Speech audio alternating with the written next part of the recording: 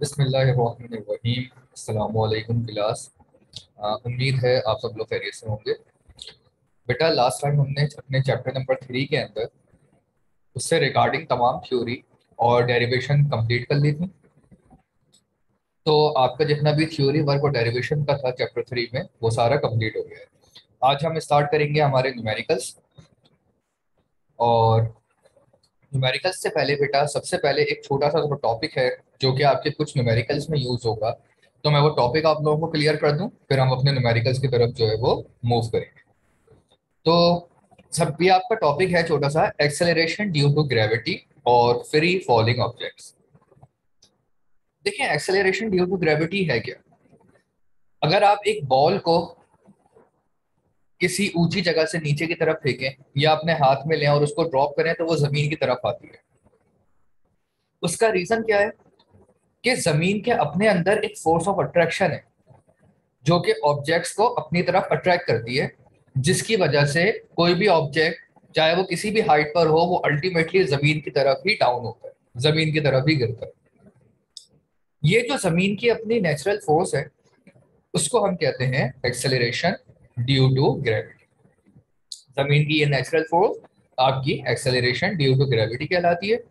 और इसकी अपनी एक पर्टिकुलर वैल्यू होती है जो कि है 9.8 मीटर पर सेकेंड स्क्वायर।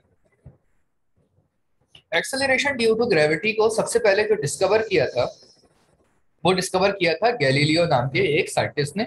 ठीक है, जहां पर उन्होंने एयर फ्रिक्शन को निगलेक्ट किया और उसके बाद ये समझ किया कि कोई भी ऑब्जेक्ट जब फ्री फॉलिंग नीचे गिरती है, यानी उसके ऊपर कोई दूसरा प्रेशर ना हो, नीचे गिरते वक्त कोई दूसरी फोर्स अप्लाई ना हो रही हो, वो फ्री फॉल जो है वो हो रही हो, तो उसकी एक पर्टिकुलर वैल्यू होती है जो कि कहलाती है 9.8 मीटर पर सेकंड स्क्वायर। और वो वैल्यू आपकी एक्सेलरेशन ड्यू टू ग्रेविटी कहलाती है। अब देखें characteristics of free falling body, यानी एक बॉडी एक पर्टिकुलर हाइट से अगर नीचे गिर रही है तो उसकी क्या प्रॉपर्टीज होती है। ठीक है,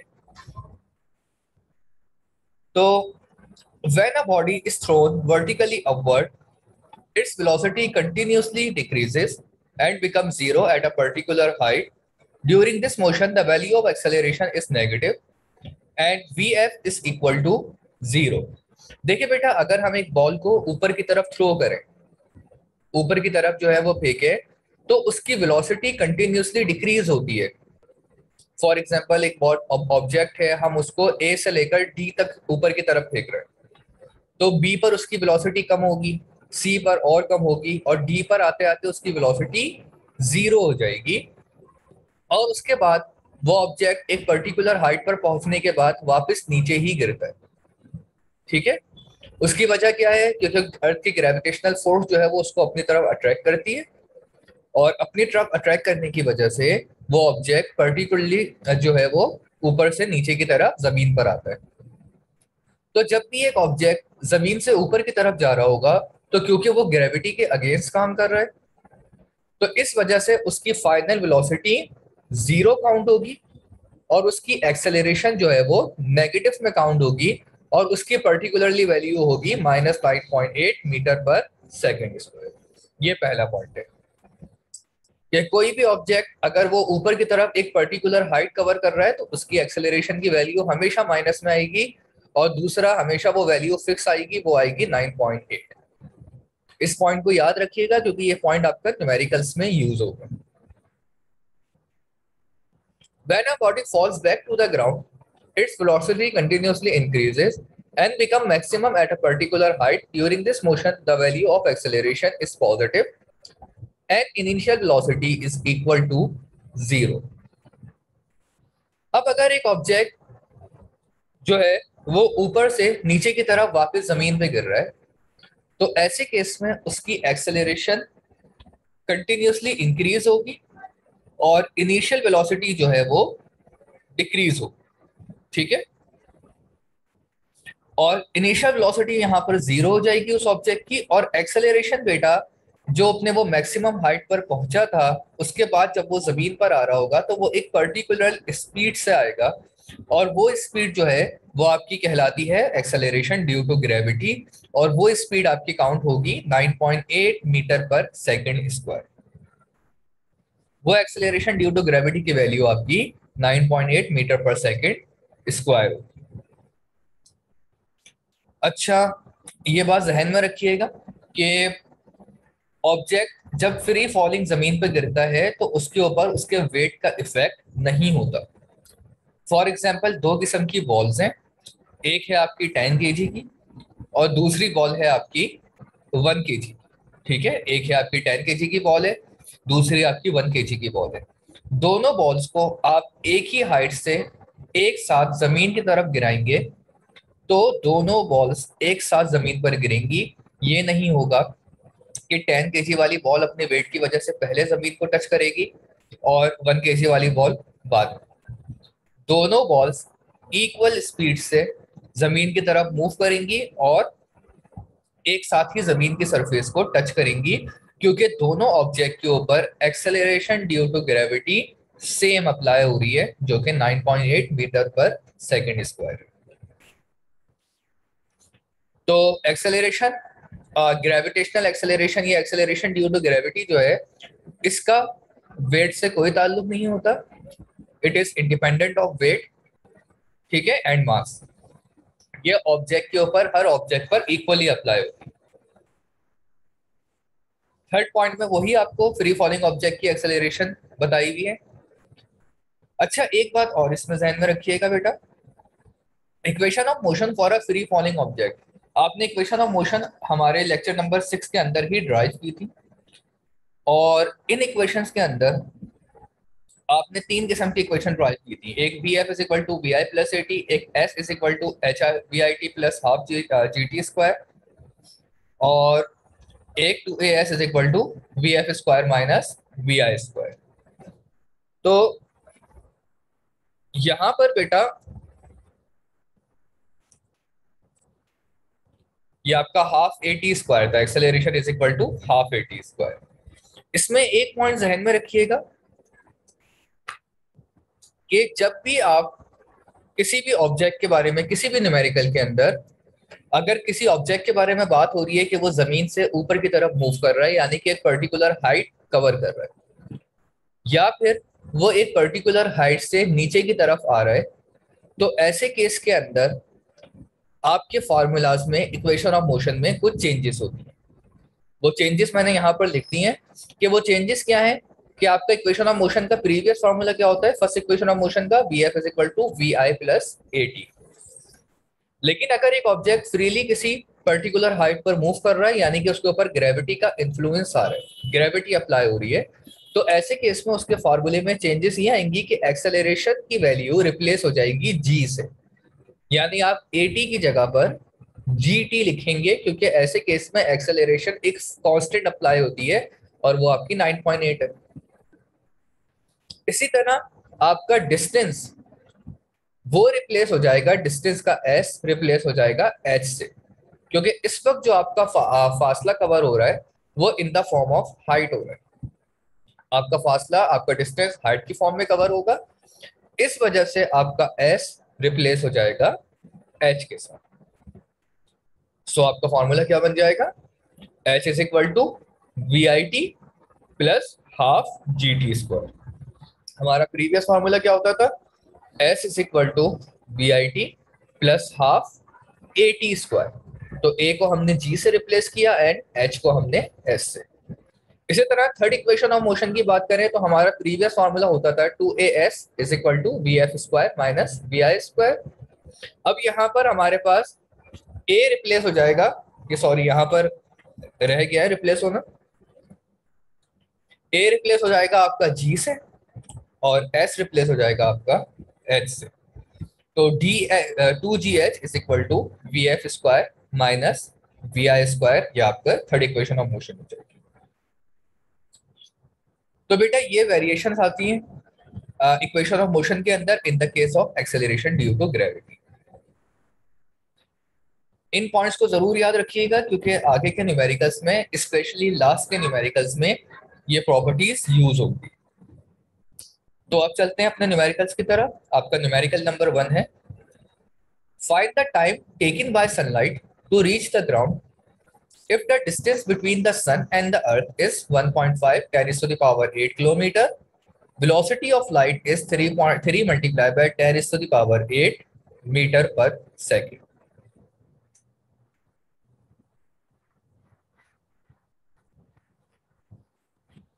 देखिए बेटा, यहाँ पर वो पूछ रहे हैं कि सनलाइट को ग्राउंड तक यानी जमीन तक पहुंचने के लिए कितना टाइम लगेगा अगर सूरज और अर्थ के दरमियान का फासला 1.5 10 is to the power 8 kilometre है और वेलोसिटी ऑफ लाइट आपकी वो 3 multiply by 10 is to the power 8 metre per second. अच्छा, एक पॉइंट जहन में रखिएगा कि वेलोसिटी ऑफ लाइट हमेशा फिक्स होती है और इसकी value 3.3 multiply by 10 is to the power 8 होती है। तो अगर इन केस किसी न्यूमेरिकल के अंदर वो आपको वेलोसिटी ऑफ लाइट नहीं भी देते तो आपको वो वेलोसिटी ऑफ लाइट की वैल्यू अपने जहन में रखनी है कि वो ये वैल्यू है, आप उस वैल्यू को खुद भी यूज कर सकते हैं। अब देखिए बेटा, आपके डेटा के अंदर वो पूछ रहे हैं टाइम, कि आपको कितनी देर लगेगी किसी भी न्यूमेरिकल को सॉल्व करने के लिए। आपको सबसे पहले अपना डेटा बनाना होता है, फॉर्मूला मेंशन करना होता है और उसके बाद उसकी सॉल्यूशन मेंशन करना है। तो बेटा टाइम आपके पास वो आपको फाइंड करना है, you have to find time. Distance आपको दिया हुआ है 1.5 10 is to the power 8 kilometre. Distance को हम यूजुअली मीटर में कन्वर्ट करते हैं। किसी भी न्यूमेरिकल के अंदर अगर आपका डिस्टेंस किलोमीटर में है तो आप उसको कन्वर्ट करके मीटर पे चेंज करेंगे। तो बेटा 1.5 को आपने कन्वर्ट किया, multiply by 10 raise to the power 8 है, यहाँ पर पॉइंट आएगा, ठीक है, 1.5 है ये, 10 रेज़ टू द पावर 8। अब मीटर में कन्वर्ट करने के लिए बेटा किससे मल्टीप्लाई करेंगे? किलोमीटर को मीटर में कन्वर्ट करने के लिए हम 1000 से मल्टीप्लाई करते हैं, ठीक है। 1000 में क्योंकि आपके पास 3 जीरोस होते हैं तो इसका मतलब है 10 की पावर 3 हो जाएगी। और उसके बाद आप जैसा कि मैथ्स में पढ़ते हैं, अलजेब्रा का रूल होता है कि अगर बेसिस सेम हो तो पावर ऐड हो जाती है। तो 10 की पावर 3 और 10 की पावर 8 ये दोनों पावर्स आपस में ऐड होंगी और ये क्या हो जाएंगी? 10 raise to the power 11। Clear है ये पॉइंट? तो यहाँ पर 1.5 multiply by 10 raise to the power 8 है, इसमें हमने 10 रेज़ टू द पावर 3 को ऐड करवाया, दोनों पावर्स आपस में ऐड हुई और ये ऐड होकर हो गई 1.5 10 raise to the power 11 metre. तो यहाँ पर आपका डिस्टेंस कवर हो गया मीटर के साथ। वेलोसिटी आपको वैसे ही फिक्स है, आपको गिवन है 3 multiply by 10 raise to the power 8 metre per second, ठीक है। तो अब हम यहाँ पर ये आपका डेटा यहाँ पर कंप्लीट हो गया। सेकंड चीज जो आपको मेंशन करनी है वो है आपके पास वेलोसिटी, सॉरी फॉर्मूला। तो फॉर्मूला आपका क्या है? Velocity is equal to distance upon time. ये आपका फॉर्मूला हो गया, velocity is equal to distance upon time. Time बेटा आपने यहाँ पर क्योंकि टाइम की वैल्यू फाइंड करनी है और टाइम डिनोमिनेटर में है, जब भी हमें किसी चीज की वैल्यू फाइंड करनी हो और अगर वो ऑब्जेक्ट वो वेरिएबल डिनोमिनेटर में हो तो first you have to shift it into numerator. तो आपको उसको न्यूमरेटर में शिफ्ट करना पड़ेगा। तो जब आप इसको डिनोमिनेटर से न्यूमरेटर में शिफ्ट करेंगे तो t बराबर हो जाएगा s अपॉन v के, यानी कि distance will be equal to time will be equal to distance upon velocity. t को आपने उधर शिफ्ट किया और v को t की जगह पर लेकर आ गए, यानी कि क्रॉस मल्टीप्लाई करवाया, ठीक है, क्रॉस एक्सचेंज किया। तो क्रॉस एक्सचेंज करने की वजह से डिस्टेंस डिवाइडेड बाय v हो जाएगा और यहाँ पर आ गया आपका टाइम। अब इसके बाद कोई मुश्किल नहीं है, आपको सिंपल डिस्टेंस की जगह पर डिस्टेंस की वैल्यू पुट करनी है, वेलोसिटी की जगह पर वेलोसिटी की वैल्यू पुट करनी है। 1.5 multiply by 10 raise to the power 11 आपने डिस्टेंस की वैल्यू पुट करी, 3 multiply by 10 raise to the power 8 आपने टाइम वेलोसिटी की वैल्यू पुट करी। अब देखिए बेटा यहाँ पर इस स्टेप को आप लोग निगलेक्ट कर दिएगा, छोड़ दिएगा, सही है, इसकी जरूरत नहीं है इस स्टेप की। आप डायरेक्ट कैलकुलेटर से 1.5 डिवाइडेड बाय 3 कर सकते हैं, ठीक है। तो यहां पर आपका आंसर क्या आएगा? 0.5। 1.5 डिवाइडेड बाय 3 किया आपने तो आपका आंसर यहाँ पर आ जाएगा 0.5। 10 रेज टू द पावर 11 और 10 रेज टू द पावर 8 को आपस में आपने माइनस करवा दिया। 11 में से 8 पावर माइनस हुई, क्योंकि ये डिनोमिनेटर में है, पावर ऊपर जाएगी माइनस में शिफ्ट हो जाएगी। 11 माइनस 8 आपका क्या हो जाएगा, 10 रेज टू द पावर 3। ठीक है, तो यहाँ पर आपने अपने एक्सपोनेंशियल्स को माइनस करवाया, क्योंकि आप लोगों को साइंटिफिक कैलकुलेटर अलाउ नहीं होता, तो आप एक्सपोनेंशियल्स को अपने नॉर्मल कैलकुलेटर में पुट नहीं कर सकते, ऑप्शन नहीं होता आपके पास। तो एक्सपोनेंशियल्स को हम हमेशा मैन्युअली सॉल्व करते हैं, ठीक है, विदाउट यूजिंग कैलकुलेटर। तो यहाँ पर आपने 1.5 डिवाइडेड बाय 3 करा, 0.5 आया। 10 रेज़ टू द पावर 11 में से आपने 8 को माइनस करवा दिया, क्योंकि डिनोमिनेटर्स में है पावर, तो आपका 10 की पावर 3 हो जाएगी। इस 10 रेज़ टू द पावर 3 को आपने खत्म करना है, तो आप पॉइंट को, अपने डेसिमल को 3 डिजिट आगे भेज देंगे, क्योंकि अगर पावर पॉजिटिव हो और हमें उसको खत्म करना हो तो हम पॉइंट को फॉरवर्ड शिफ्ट करते हैं, और अगर पावर नेगेटिव हो और हमें उस पावर को खत्म करना हो तो हम पॉइंट को बैकवर्ड शिफ्ट करते हैं। सो यहाँ पर आपके पास सेकंड कितने आ जाएंगे, 500। आपने पॉइंट को फॉरवर्ड शिफ्ट किया 3 डिजिट, पहला डिजिट हो गया 5, दूसरा डिजिट आपने 0 और 0 कंसिडर कर लिए, सेकंड और थर्ड डिजिट आपने 0 और 0 कंसिडर किए, तो ये हो गया आपका 500 सेकंड। यानी सूरज की रोशनी को जमीन तक पहुंचने में कितना टाइम लगता है, 500 सेकंड। अब उसको आपको मिनट में कन्वर्ट करना है, तो मिनट में कन्वर्ट करने के लिए बेटा आपको पता है कि 1 मिनट में कितने सेकंड होते हैं, 60। तो आप 500 को 60 से डिवाइड कर देंगे। ठीक है, 500 को जब आप 60 से डिवाइड करेंगे तो ये आंसर आ जाएगा 8.33। 8.33 का मतलब है 8 मिनट 0.33 सेकेंड। ठीक है, 8 मिनट और सॉरी 8.33 मिनट्स। अब 0.33 मिनट्स को हमें वापस सेकंड में कन्वर्ट करना है, क्योंकि 0.33 मिनट्स जो है वो समझ नहीं आएगा कि 0.3 मिनट कैसा होता है, तो हम उसको सेकंड में कन्वर्ट कर देंगे, सिंपल। तो 8 मिनट को आपने अलग सेपरेट कर दिया, 0.33 को मल्टीप्लाई बाय 60 कर दिया, क्योंकि 1 मिनट में कितने सेकंड होते हैं, 60। तो बेटा ये भी ध्यान में रखिएगा कि पहले हम सेकंड से मिनट में मूव कर रहे थे, तो हमने डिवाइड बाय 60 किया था। पहले हम जो है वो सेकंड से मिनट की तरफ मूव कर रहे थे, तो हमने डिवाइड बाय 60 किया था। अब हम मिनट से सेकंड की तरफ मूव कर रहे हैं, तो हमने मल्टीप्लाई बाय 60 किया है। उसका रीजन क्या है, क्योंकि जब भी आप छोटी वैल्यू से बड़ी वैल्यू की तरफ मूव करते हैं तो आपको डिवाइड करवाना होता है, और जब भी बड़ी वैल्यू से छोटी वैल्यू की तरफ मूव करते हैं तो आपको मल्टीप्लाई कराना है। ठीक है, याद रखिएगा। तो यहाँ पर आपका 8 प्लस 0.33 मल्टीप्लाई बाय 60 हो जाएगा। 0.33 को आपने 60 से मल्टीप्लाई किया, आपके पास कितना आ गया, 20 सेकेंड। तो सनलाइट को जमीन तक पहुंचने में कितना टाइम लगता है, 8 मिनट 20 सेकेंड। तो यहाँ आपका पहला न्यूमेरिकल सॉल्व हो गया। सेकंड न्यूमेरिकल है आपका, a person hears the echo of his own sound from a distant hill after 2 seconds. How far away is the person from the hill if the speed of sound is 330 metre per second. बेटा इसमें वो बोलना है कि एक person है, वो एक हिली एरिया के अंदर है, और आपको पता है कि जब आप किसी पहाड़ी इलाके में होते हैं तो आपको इको सुनाई देती है। इको क्या होती है, अपनी ही साउंड खुद आना। ठीक है, अपनी ही साउंड खुद सुनाई देना, यानी अगर आप अपना नाम लेते हैं तो आपको अपना आवाज गूंजती भी आएगी, यानी कि आपको अपना नाम खुद आपके कानों में दोबारा सुनाई देगा, रिफ्लेक्ट होकर। इसको हम इको कहते हैं। तो एक पर्सन जो है वो अपनी साउंड का इको सुनता है कितने बार, कितनी देर बाद, 2 सेकंड बाद। यानी कि उसने अपना एक नाम लिया, जो भी उसका पर्टिकुलर नेम है XYZ, वो नाम उसको वापस रिफ्लेक्ट होकर आया कितने, 2 सेकंड। तो वो बोलना है कि ऑब्जेक्ट में और जो है वो पर्सन में कितना डिस्टेंस है जहां से ऑब्जेक्ट रिफ्लेक्ट हुआ है। बेटा क्योंकि इको देखो जनरेट क्यों होती है, जब भी आप कोई साउंड प्रोड्यूस करते हैं हिली एरिया के अंदर, तो वो इको आसपास नियर बाय ऑब्जेक्ट जो है, आमतौर पे जो पहाड़ है, उनसे टकराती है और टकराकर वापस आती है।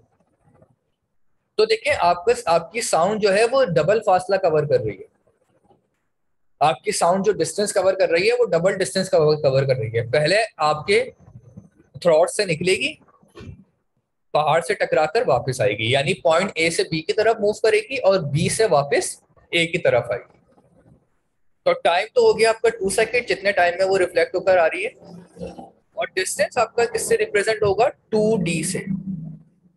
तो 2d का रीजन मैंने अभी आपको बताया, क्यों, क्योंकि साउंड डबल फासला कवर करती है। पहले वो आपसे पहाड़ तक किसी भी माउंटेन तक जाएगी और माउंटेन से टकराकर वापस आपके कानों में आएगी। तो ये फासला कितना हो गया, डबल। पॉइंट ए से बी की तरफ मूव किया और बी से ए की तरफ वापस मूव किया। वेलोसिटी है इसकी 330 मीटर पर सेकंड। और हमें जो फाइंड करना है वो क्या है, distance of person from the हिल, यानी उस पर्सन में और उस हिल में कितना फासला है कि साउंड जो है वो वहां से टकरा कर आ रहा है।